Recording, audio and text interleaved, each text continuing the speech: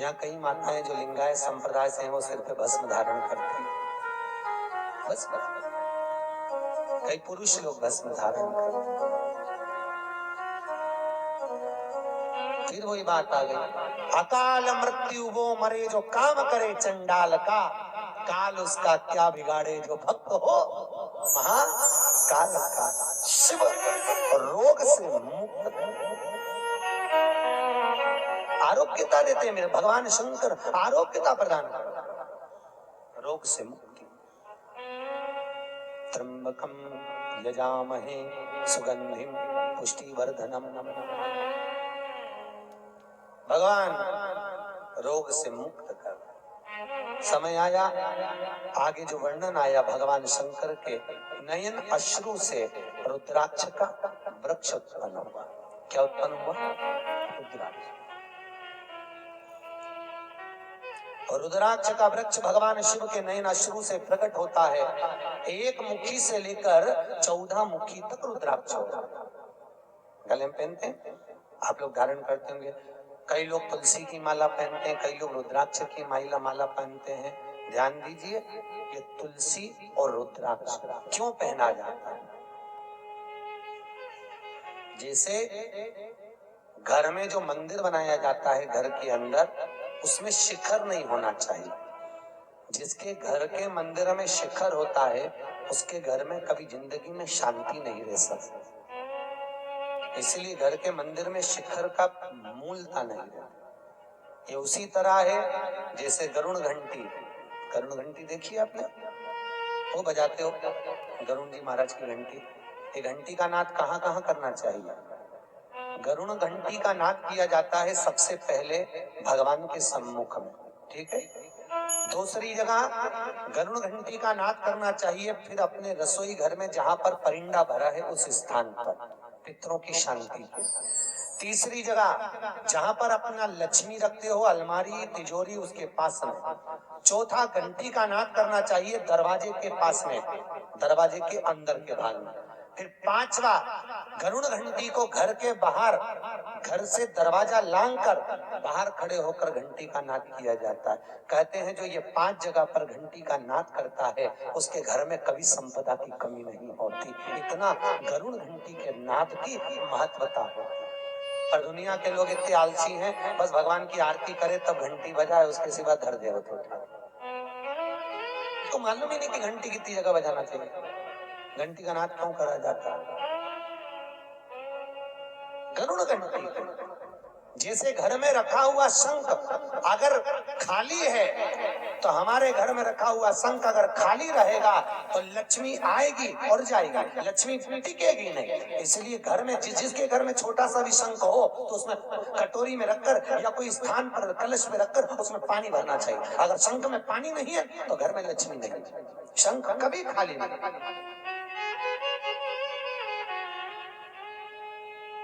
33 करोड़ देवी देवता में केवल एक भगवान शंकर हैं जिनके ऊपर शंख का जल नहीं चढ़ता।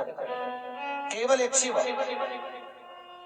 शंकर के ऊपर शंख का जल नहीं चढ़ा, क्योंकि शंखाचूर्ण राक्षस को भगवान शिव ने मारा था और शंखाचूर्ण राक्षस की हड्डी से शंख जाति का निर्माण हुआ था। इसलिए शंख का जल शिव जी पे नहीं चढ़ता। शास्त्र कहता है जो भूल से भी शंख का जल शंकर को समर्पित कर देता है 1000 ब्राह्मण की हत्या के बराबर उसको दोष लग जाता है।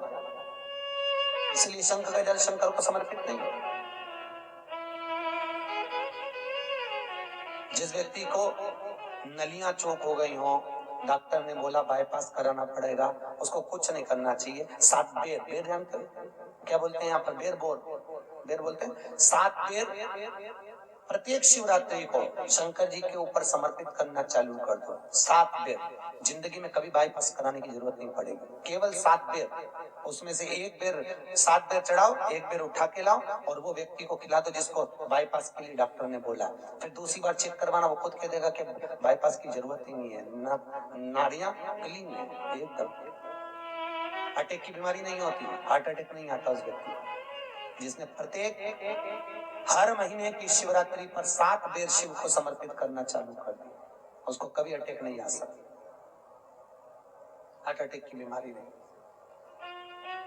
हमारा शिव दयालु, कितना भाई सती और शिव का जहां विवाह हुआ था ना, क्या बोलते त्रिजुगी नारायण, कौन कौन गया रात था? केदारनाथ से 12 किलोमीटर इधर गौरीकुंड से त्रिजुगी नारायण है, जहाँ शिव और सती का विवाह हुआ था, जहाँ पर माता सती शंकर के साथ में जब विवाह करी थी तो 7 जगह पर रुकी थी।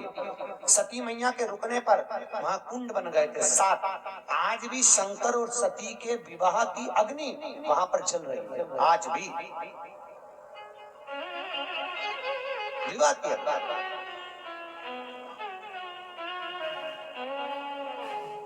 जो कैंसर का रोगी होता है, जिसको कैंसर जैसी बीमारी हो जाए, डॉक्टर भी हाथ ऊंचे कर दे, तब मेरे महादेव के त्रिजुगी नारायण का पानी दीजिए। जहाँ शिव और सती का विवाह हुआ था 7 कुंड बने थे, और 7 कुंड का पानी एक बोतल में भर के लियाओ और लगभग 21 दिन तक उसको एक एक चम्मच पानी देना चालू कर दो, कैंसर की बीमारी में आराम लग जाता है, एकदम वो स्वस्थ हो जाता है। फिर चेक करवाओ जाके, तुम्हें जिसको कराना हो।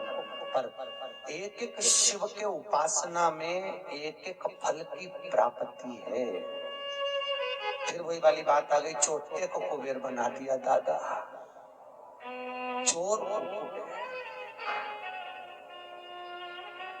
तो फिर सोचो, तुम तो शिव महापुराण की कथा सुन रहे हो, ये दादा है बाबा है। कहते हैं दादा की गोद में जब पोता बैठता है ना, खाली नहीं होता, उसको दादा 5 रुपए 10 रुपए या टॉफी देकर ही भेजता है। उसी तरह जो शिव महापुराण की कथा में आकर बैठता है, मेरा भोलेनाथ उसे खाली नहीं भेजता, कुछ ना कुछ देकर ही भेजेगा, कभी खाली नहीं भेजेगा। आपसे निवेदन है, जिंदगी में कभी शिव महापुराण की कथा श्रवण करने का मौका मिल जाए, कभी शिव कथा को सुनने का मौका मिल जाए, जैसे आज बैसाख के महीने में ये अग्रवाल परिवार करा रहा है, भगवान भोलेनाथ से कहना, बाबा हम आपकी कथा सुन रहे हैं, हमको ऐसी लक्ष्मी देना कि एक बार हम भी शिव महापुराण की कथा करवाएं, ऐसी करुणा करना। बाबा से विनती करके जाया करो, देगा, जरूर देगा। और साल भर 2 साल में ऐसा पूर्ण देगा कि वो खुद करुणा करेगा कि तू करा। पर तुम भूलना मत, फिर शंकर जी को नहीं तो कहते हमको तो मिल गया, आप जान दो। नहीं तो वो भूल गया था ना, कौन भूला था? कल कथा में बताया था, कुबेर जी, शंकर जी को ही भूल गए। होता है, देने वालों को लोग भूल जाते हैं। अब ये तो व्यापार करते हैं तो उनको मालूम है, जब व्यक्ति को जरूरत पड़ती भैया भैया करके गौ माता समझ के ले लेते हैं, और जब लेने जाओ तो शेर जैसे धाड़ते हैं। अरे कोई खा के भग रहे हैं, दे देंगे, फिर ऐसा बोलते हो जब जरूरत थी भैया दे दो, अभी तो काम निकाल दो, निकाल। सहजता नहीं, बहुत बाबा एक मुखी से लेकर 14 मुखी तक रुद्राक्ष होते हैं। एक मुखी रुद्राक्ष लक्ष्मी के लिए वर्णित किया गया है। सबसे श्रेष्ठ रुद्राक्ष 7 मुखी होता है। कौन से नंबर का?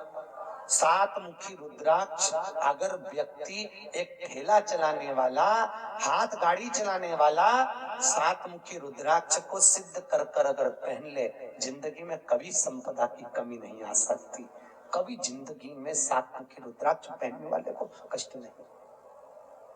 3 मुखी रुद्राक्ष बच्चों की विद्या के लिए होता है। 11 मुखी रुद्राक्ष ब्लड प्रेशर के लिए होता है। 11। 5 मुखी रुद्राक्ष व्यक्ति के जीवन में जो काम अटक रहे हो, कहीं सर्विस के लिए, कहीं नौकरी के लिए, कहीं विद्या के लिए, किसी काम में जा रहे हो और हो ही नहीं रहा, 5 मुखी रुद्राक्ष का प्रमाण कहा गया। कितने मुखी? 5। 5 मुखी। जैसे सूर्य को अर्घ देने के लिए जब नारी अगर पुरुष वर्ग सूर्य को अर्घ दे और उसका काम अटक रहा हो, तो लक्ष्मी लेने के लिए आपको बताया था कि मिर्ची के दाने उसमें डालना है। पर अगर कोई काम अटक रहा उसके लिए कंकु डालकर सूर्य को अर्घ देना चाहिए। और अगर बच्चा पढ़ाई के लिए जा रहा हो परीक्षा में पास होना है, सीए की पढ़ाई बैठ रहा हो या इंजीनियर की पढ़ाई कर रहा हो या कोई सेमेस्टर निकालना हो, नहीं निकल रहा, तो 21 दाने पीले चंदन के करके उसको पानी के कलश में डालकर सूर्य को अर्घ दिलाकर बच्चे को परीक्षा देने भेज दो। जिंदगी में फेल नहीं हो सकता, पास होकर ही आएगा, अच्छे नंबर से होगा। तो अक्षत डालकर भेजा, अक्षत डाल, सूर्य का अर्घ दिया, मूलता। आज भगवान शिव की कथा करिए, 14 मुखी रुद्राक्ष संपदा प्रदान करने वाला है, पर जितने छोटे से छोटा रुद्राक्ष होता है उतना सुख संपदा प्रदान करता है, जितना छोटा होगा उतना सुख देगा। क्यों पहनते रुद्राक्ष, क्यों पहनते तुलसी? कहा शिव महापुराण कहती है रोज गंगा नहाने जा सकते हो क्या? अरे बोलो तो। नर्मदा नहाने नहीं, यमुना नहाने नहीं, सरयू नहाने नहीं। प्रतिदिन व्यक्ति गृहस्थ में रहने वाला मनुष्य प्रतिदिन गंगा यमुना नहाने नहीं जा सकता। तो बाबा भोलेनाथ की कथा वेद व्यास जी ने कहा, जो वैष्णव जीव गले में तुलसी पहनेगा और जो शिव का भगत गले में रुद्राक्ष पहनेगा, जब स्नान करेगा उस रुद्राक्ष का पानी, तुलसी का पानी उसके शरीर से लगता हुआ जाएगा, तो गंगा यमुना सरयू सरस्वती सबके स्नान का फल उसको तुरंत मिल जाएगा, तुरंत प्राप्त। रुद्राक्ष पहनिए।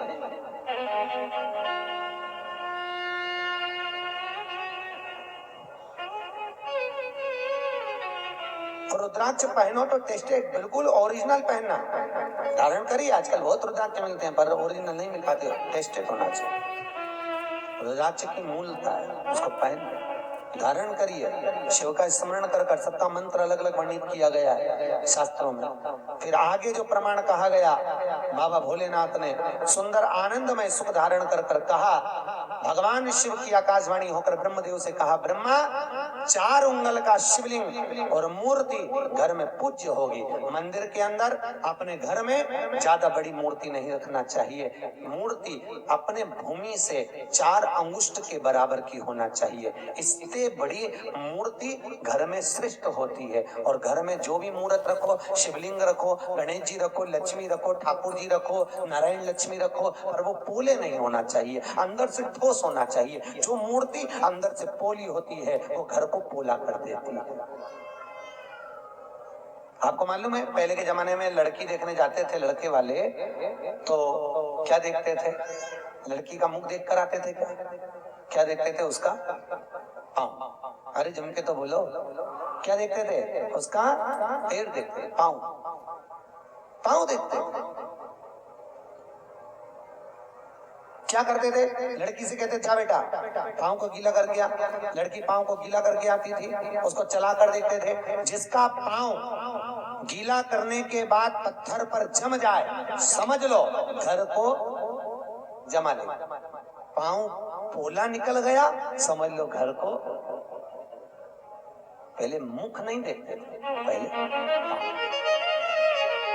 अब आज के जमाने में तो मुख देखकर विवाह किया जाता है। लड़की घनी सुंदर है, हमारे पास ही लोग आते हैं, महाराज अग्रवाल जी बहुत लोग आते हैं, कहे गुरुजी हम लड़के की लड़की देख के आए, देखो गुरुजी कैसी है, बहुत जोरदार लड़की। हम 8 लोग कहे गुरुजी बिल्कुल नहीं बोली, इतनी जोरदार लड़की। हम 4-5 घंटा बैठे, बिल्कुल नहीं बोली। आप बताओ कैसी है? हमने कहा कैसी है वो तो तुम देखिए, पर वो काय को बोलेगी, अभी काय को बोलेगी, जब वो बोलेगी तो तू भी डोलेगी, बोलेगी।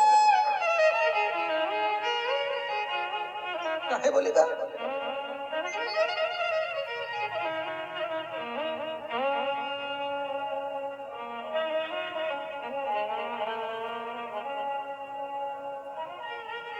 भाई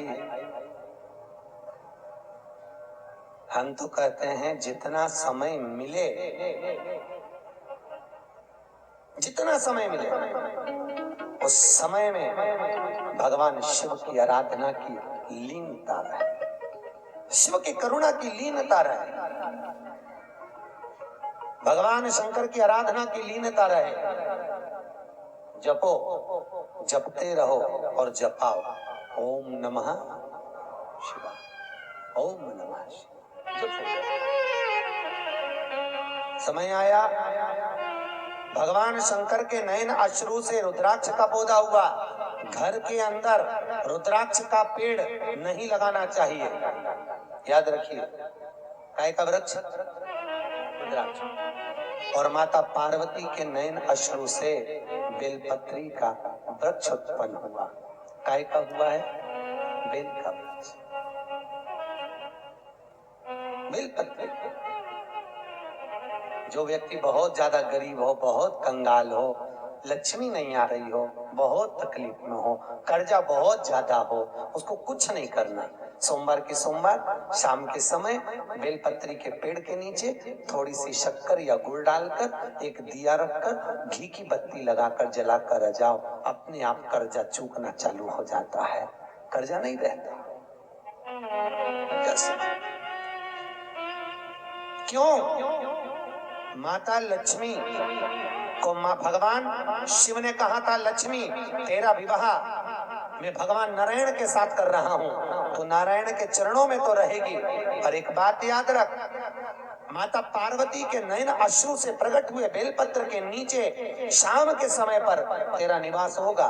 तो प्रतिदिन शाम के समय पर बेलपत्र के पेड़ के नीचे बैठकर नारायण की आराधना करेगी। जो तेरे नाम का दिया बेलपत्र के पेड़ के नीचे लगाएगा, उसका घर संपदा से भर जाएगा। आज भी कहते हैं दीपावली के दिन रात्रि के 8 बजे से 9 बजे के बीच में पीपल के पेड़ के नीचे जो घी का दिया और सरसों के तेल का दिया लगाता है, उसके यहाँ संपदा की कमी नहीं आती। उसी तरह बेलपत्री के पेड़ के नीचे सोमवार के सोमवार शाम के समय दिया लगाने पर हमारे घर में कितना भी कर्जा हो सब चुकता है।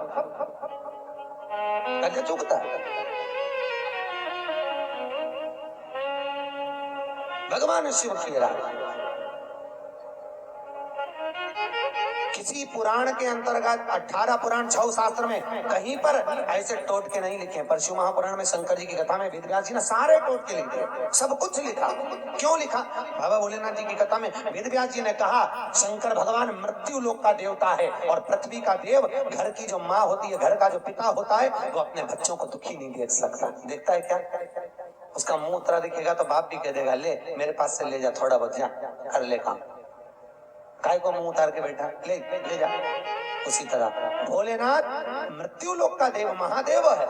भगवान शिव की कथा में वेदव्यास जी ने कहा कि शंकर की कथा में ये सारे उपाय इसलिए लिखे कि मनुष्य को दुख ना हो, कष्ट ना है ना। कि भोले प्रेम की बजा दो बंसी रे, कहीं देर ना रहे, नफरत ना रहे।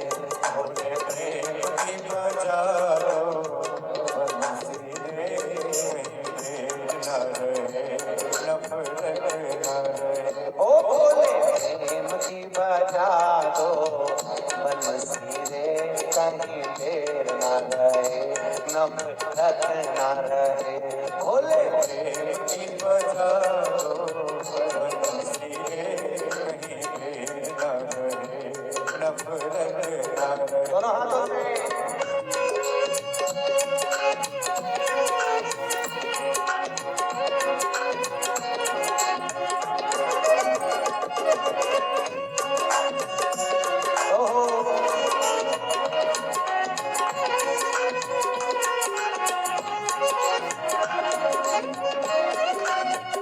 ताली से वाले हो।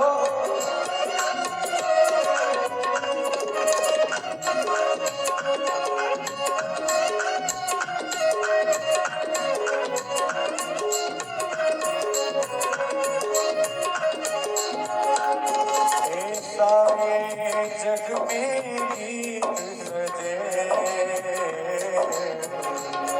दिलबर तन का संगीत सजे, निर्मल तन का संगीत सजे।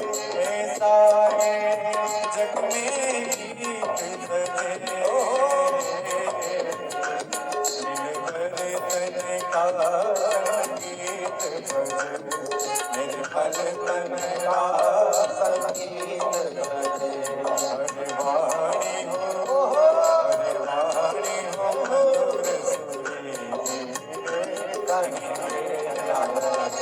नफरत ना रहे। बोल प्रेम से बजा दो डमरू रे, कहीं ढेर ना रहे, नफरत ना रहे।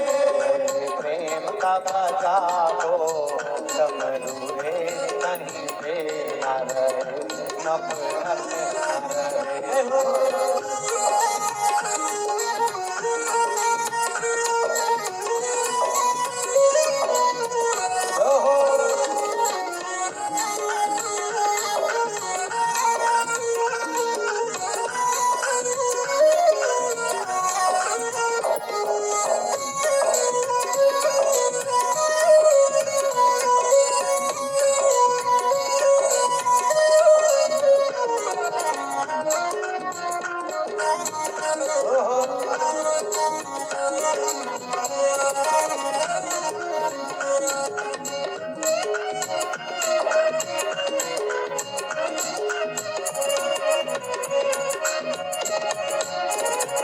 लगे हर नर नारायण जैसा,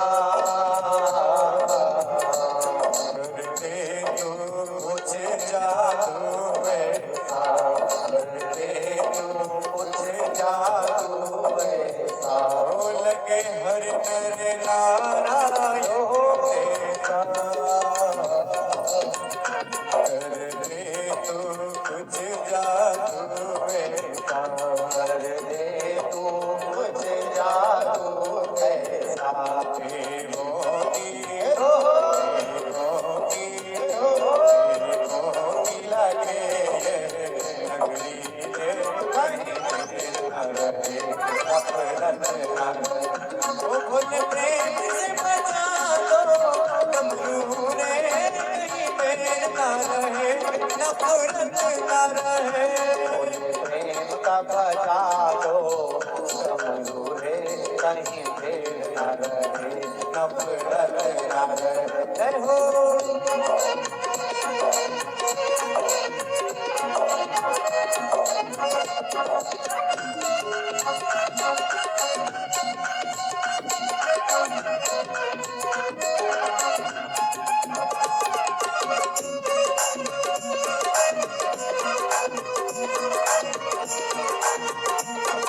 जय हो।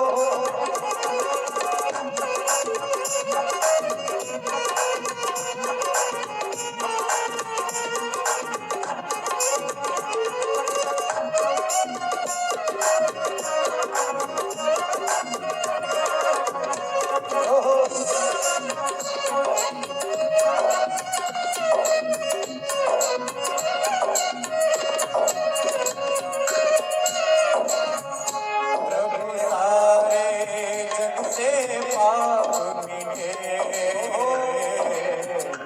हर पीड़ा हर संताप मिटे, हर पीड़ा हर संताप मिटे। प्रभु सारे जगत से पाप मिटे, भोले हर पीड़ा हर संताप मिटे, हर दीदा हर संताप मिटे।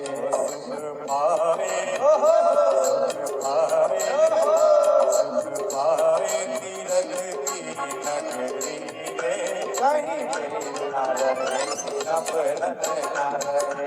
सुख पाए तीरथ की नगरी रे, कहीं ढेर ना रहे, नफरत ना रहे। ओ भोले प्रेम से बजा दो डमरू रे, कहीं ढेर ना रहे, नफरत ना रहे। प्रेम का बजा दो डमरू रे, कहीं ढेर ना रहे, नफरत